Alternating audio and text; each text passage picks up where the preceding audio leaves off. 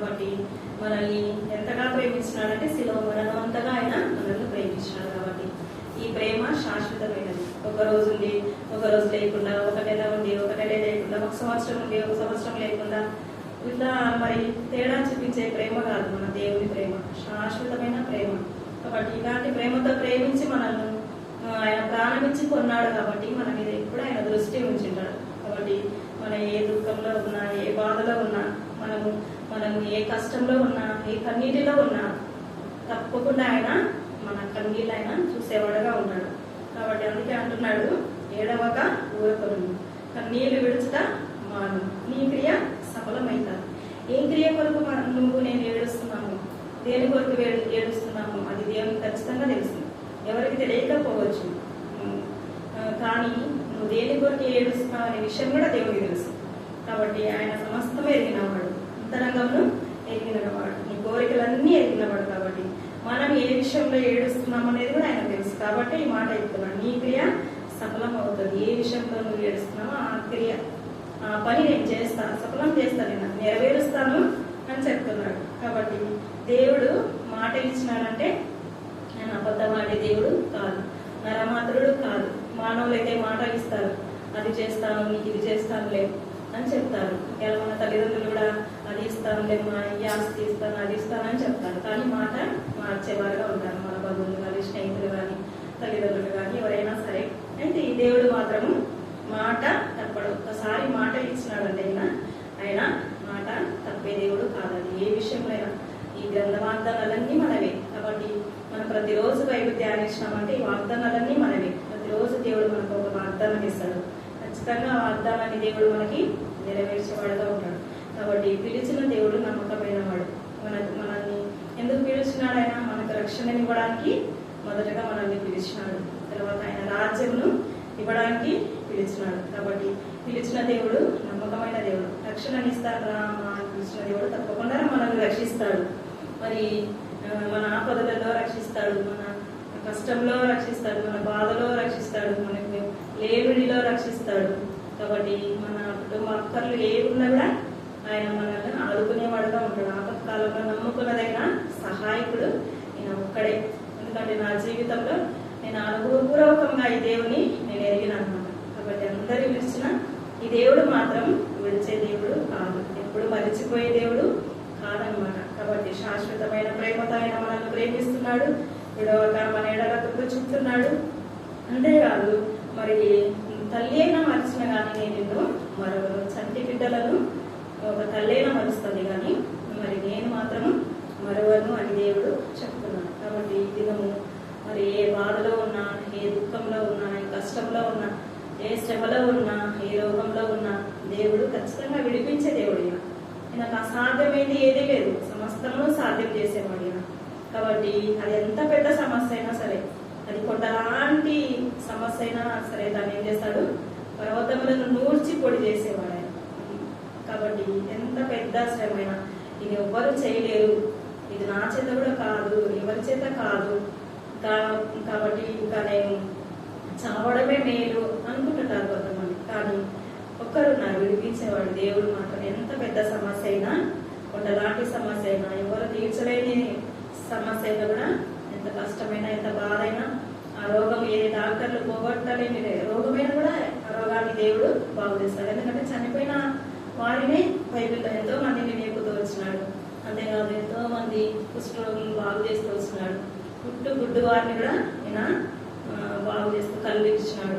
కాబట్టి సమస్తమును చేసిన దేవుడు, ఆనాడున్న దేవుడు ఈనాడు కూడా ఉన్నాడు, మనకు ఏమైనా చేస్తాడు. కాబట్టి మనకి ఏ కష్టం వచ్చినా మరి మనం ఎవరి దగ్గరికి వెళ్ళాలంటే ఆ దేవుడి దగ్గరికే వెళ్ళాలి. అందుకే కదా రాజు మరి తన్ని రోగం వచ్చినప్పుడు, హిజ్కియా రాజుకు మరణకరమైన రోగం వచ్చినప్పుడు దేవుడు ఏం చెప్తాడు?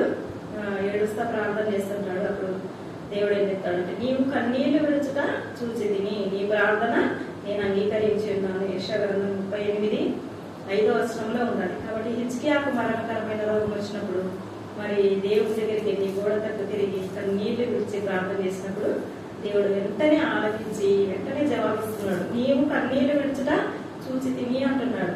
కాబట్టి మన కన్నీళ్లు కన్నీళ్లు ఎవరు చూడనక్కర్లేదు. మన బంధువులు, స్నేహితులు, మన తల్లిదండ్రులు, మన సొంత వాళ్ళు ఎవరు చూడని అవసరం లేదు. కానీ మన కన్నీళ్లు దేవుడు చూస్తే చాలు. కాబట్టి నీవు కన్నీళ్ళు విడుచుట చూస్తే నీ ప్రార్థన నేను అంగీకరించున్నాను. కాబట్టి మనం దుఃఖం వచ్చినప్పుడు ఒకటే చేయాలా, ఏం చేయాలంటే ఆయన సన్నిధికి వెళ్ళి మోకరించి ప్రార్థించాలి. అప్పుడు దేవుడు ఆ కన్నీళ్లు చూస్తాడు. అప్పుడు మన ప్రార్థన వింటాడు. విని ఊరుకునే దేవుడు కాదు, ఖచ్చితంగా మనకు సహాయం చేసే దేవుడు. రోమా 8:32 ఉంది కదా, తన ప్రాణమే ఇచ్చిన దేవుడు. అంతకంటే విలువైంది ఇంకేం లేదు. కాబట్టి ఆయన ప్రాణమే ఇచ్చినాడు, ఇంకేమైనా ఇవ్వలేదా? కాబట్టి వస్తున్న పౌలు క్వశ్చన్ వేస్తున్నాడు. కాబట్టి ఆయన ప్రాణం ఇచ్చిన దేవుడు ఏమైనా ఇస్తాడు. కాబట్టి మరి చదువుకునే పిల్లలైతే చదువులో జ్ఞానం కానీ, ఉద్యోగం విషయంలో కానీ, వాహ విషయంలో కానీ, మరి ఇంటి విషయంలో కానీ, ఏ విషయంలో అయినా కూడా మనకి ఏది కావాలన్నా, మరి ఏ బాధ వచ్చినా, ఎక్కడికి వెళ్ళాలన్నా మనము ఆయన సన్నిధికి వెళ్ళి కన్నీళ్ళు విడిస్తే ఆయన చూస్తాడు. ఎవరు చూడకున్నా పర్వాలేదు, కానీ ఈ దేవుడు చూసినాడంటే ఖచ్చితంగా మన ప్రార్థన అంగీకరిస్తాడు, మనకి తప్పకుండా సహాయం చేస్తాడు. హిజ్కియాకు వెంటనే కన్నీళ్ళు చూసినాడు, జవాబిచ్చినాడు, ఆయుష్యం ఇచ్చినాడు. కాబట్టి మన దేవుడు త్వరగా జవాబిచ్చేవాడు. మనకి ఒక చోట ఉంది కదా, నా పిల్లలు దివారాత్రులు నాకు మొరపెట్టగలరా, నేను త్వరగా న్యాయం చేస్తానన్నాడు. కాబట్టి మనకు త్వరగానే ఈ లోకంలో న్యాయాధిపతులు అయితే త్వరగా న్యాయం చేయరేమో, కానీ మన దేవుడు, మన న్యాయాధిపతి త్వరగా న్యాయం చేసేవాడు. అయితే మనం విసుకకుండా నిత్యము ప్రార్థన చేయాలి, నమ్మకం పెట్టుకోవాలి, విశ్వాసం పెట్టుకోవాలి. ప్రార్థన చేసిన తర్వాత దేవుడు నాకు తప్పకుండా ఇస్తాడు అని. కాబట్టి ఈ దినము దేవుడు మాట్లాడే మాటలు ఏంటంటే, నీవు కన్నీళ్లు విడుచుట మానము అంటున్నాడు. కాబట్టి నీ కన్నీళ్లు మరి దేవుడు చూసేవాడుగా ఉన్నాడు. కాబట్టి ఏ విషయంలో అయినా కూడా మరి మనుషుల దగ్గర ఏడుస్తే ఆ కన్నీళ్ళు వ్యర్థమైపోతాయి, ఆ కన్నీళ్ళకు విలువ ఉండదు. కాబట్టి మన అమ్మ నాన్న దగ్గర, బంధువుల దగ్గర, స్నేహితుల దగ్గర మనం ఏడ్చినామంటే కూడా ఆ కన్నీళ్ళు వ్యర్థమైపోతాయి. వాటికి విలువ ఉండదు, వాటికి సమాధానం ఉండదు, వాటికి జవాబు రాదు. అయితే ఒకటే దేవుడు ఈరోజు మాట్లాడుతున్నాడు, నీవు దేవుని దగ్గరికి వెళ్ళి, ఆయన దగ్గరికి వెళ్ళి నువ్వు కన్నీళ్లు విడిచితే ఆయన తప్పకుండా మన కన్నీళ్లు చూసేవాడుగా ఉంటాడు, మనకు జవాబిచ్చేవాడుగా ఉంటాడు. అంతేకాదు మనల్ని ఆదరిస్తాడు, ధైర్యపరుస్తాడు. ఏమని ధైర్యపరుస్తాడు? ఇంకా కన్నీళ్లు విడుచుట మానము, నీ క్రియ నేను సఫలం చేస్తాను, నీకేం కావాలో నేను చేస్తానన్న అభయం ఇచ్చే దేవుడుగా ఉన్నాడు. చేస్తాడు కూడా, ఊరికి అభయం ఇవ్వడమే కాదు కూడా చేసి చూపిస్తాడు. కాబట్టి సముద్రం 2 పాయలుగా చేసిన దేవుడు నా చిన్న సమస్యను తీర్చలేడా? ఖచ్చితంగా ఆయన మన సమస్యను తీర్చే దేవుడుగా ఉంటాడు. కాబట్టి మనం ఒకటి ఎవరి దగ్గరికి వెళ్ళకుండా మరి ఆయన పాద సన్నిధికి వెళ్ళి మోకరించి మన అక్కర్లన్నీ కన్నీటితో ఆయనతో చెప్పుకున్నామంటే మన అక్కర్లన్నీ తీరుస్తాడు, మన సమస్యలన్నీ తీరుస్తాడు, మన కోరికలన్నీ తీరుస్తాడు. మనకు దేవుడు సహాయం చేసేవాడుగా ఉంటాడు. కాబట్టి ఇలాంటి మంచి దేవుడిని మనం కలిగి ఉన్నాం. మనకు ధైర్యం ఎందుకు, దిగులు ఎందుకు, బాధ ఎందుకు? కాబట్టి ఇలాంటి దేవుడిని కలిగి ఉన్నందుకు మనం ఎంతో ధన్యులం. యెహోవా తమకు దేవుడుగా గల జనులు ధన్యులు. కాబట్టి మనంత ధన్యత ఈ లోకంలో ఎవరికి లేదు. ఎందుకంటే మనకు గొప్ప దేవుడు మనకున్నాడు. ఇలాంటి గొప్ప దేవుడిని కలిగి ఉన్నాం. కాబట్టి ఇంకా నిరాశపడకూడదు, మనము భయపడకూడదు, దిగులు పడకూడదు, చింతపడకూడదు. మన చింత యావత్తంతా ఆయన మీద వేయాలి.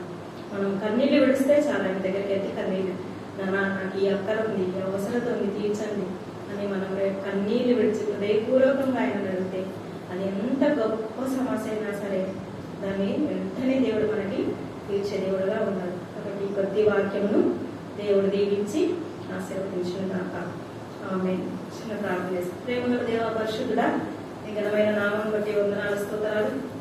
చెప్పబడిన ఈ కొన్ని మాటలు దేవా నీ బిడ్డలలో పని చేయగలిగినట్లుగా దేవా, ఎవరైతే దుఃఖంలో, నిరాశలో, నిస్పృహలో, కన్నీటిలో ఉన్నారో వారిని ఆదరించండి, ధైర్యపరచండి.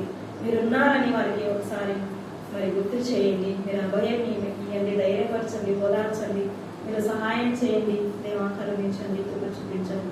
మీరు కరుణగల దేవుడు, జాలిగల దేవుడు, కృపగల దేవుడు. మీరు దక్షిణాన్ని ఎంత మాత్రం తోసివేసే దేవుడు కాదు దేవా. మీరు మంచి దేవుడు, అడుగు వాటి కంటే, ఊహించి వాటి కంటే అత్యధికంగా ఇచ్చే దేవుడు ప్రభావ. ఇంత మంచి దేవుడు మాకున్నది వేసుకోవాలి. మీ ప్రాణమే మా కొరకు అర్పించినాడు. ఇంకేమైనా ఇవ్వడానికి ఏమైనా ఇస్తారు ప్రభావ. ఇటువంటి గొప్ప దేవుని మేము తండ్రిగా కలిగినందుకు మన ఎంతగానో స్తుతించుకుంటూ ఆరాధించుకుంటూ తండ్రి ఇతబడిన ఈ కొద్ది వాక్యంను ఫలింపజేయమని తండ్రి మీరు దయ చూపించమని మా ప్రభువును రక్షకుడమైన యేసుక్రీస్తు ఘనమైన శక్తి గల నామములో స్తుతించి ప్రార్థించి అడిగి వేడుకుంటున్నాము తండ్రి. Amen. Praise the lord. Praise the lord.